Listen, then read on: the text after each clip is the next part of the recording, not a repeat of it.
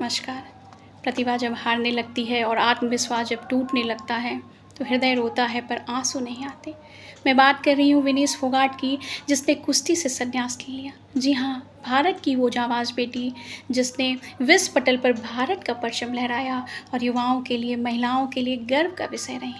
In fact 2024 Paris Olympic में भी उन्होंने फाइनल मुकाबले तक पहुँचकर इतिहास दर्ज किया। विनेश फोगाट ने पेरिस ओलंपिक में 50 KG free style wrestling category में हिस्सा लिया था, महिलाओं की फ्री स्टाइल रेसलिंग कैटेगरी में। पर फाइनल मुकाबले के महज कुछ वक्त पहले उनका वजन 100 ग्राम बढ़ जाने के कारण उन्हें ओलंपिक ने अयोग्य घोषित कर दिया और फाइनल में हिस्सा लेने से वंचित रह गए। ये महज 100 ग्राम वजन 140 करोड़ आशाओं पर भारी पड़ गया। हालांकि इस बात की पुष्टि मुख्य चिकित्सा अधिकारी दिनसा पारदीवाला ने की है। विनेश इस बात से सहमत नहीं है, इस निर्णय से सहमत नहीं है और उन्होंने अपील की है भारतीय ओलंपिक संघ के साथ कोर्ट ऑफ आर्बिट्रेशन में उन्होंने अपील की है और ज्वाइंट सिल्वर मेडल की मांग की है। Court of arbitration that is CAA ये खेल जगत से जुड़े विवादों का निपटारा करने के लिए काम करती है। विनेश की इस अपील के बाद कोर्ट इसके केस की सुनवाई करेगा और भारतीय वरिष्ठ अधिवक्ता श्री हरीश साल्वे विनेश का पक्ष कोर्ट में रखेंगे।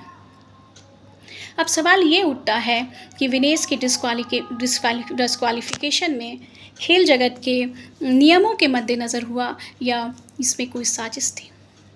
आइए सुनते हैं यूनाइटेड वर्ल्ड रेसलिंग की रिपोर्ट या उसके नियम इस मुद्दे पर क्या कहते हैं। यूनाइटेड वर्ल्ड रेसलिंग के आर्टिकल 7 के अनुसार यदि कुश्ती लड़ने के पहले खिलाड़ी का वज़न निर्धारित वज़न से बढ़ जाता है तो वो डिस्क्वालिफिकेशन के लिए एलिजिबल होता है। इनफैक्ट 1 ग्राम वज़न में भी बड़े वज़न में भी रियायत नहीं दी जा सकती।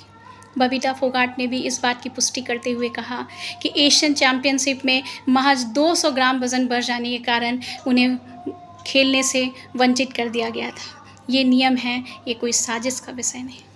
दुख इस बात का है कि इतनी साधारण पृष्ठभूमि से आने वाली हरियाणा की इस बेटी ने कितनी मशक्क़त करके, कितने त्याग करके यहाँ तक वो पहुँची होगी। और जब उन्होंने संन्यास का ऐलान किया तो और अब ट्वीट करते हुए एक भावुक पोस्ट अपनी माँ को लिखा और कहा कि माँ मैं हार गई और कुश्ती जीत गई। माँ मैं हार गई और कुश्ती जीत गई। देशवासियों की आंखें भर आईं। साथ ही उन्होंने खुद को ऋणी बताया देशवासियों का और माफ़ी मांगी।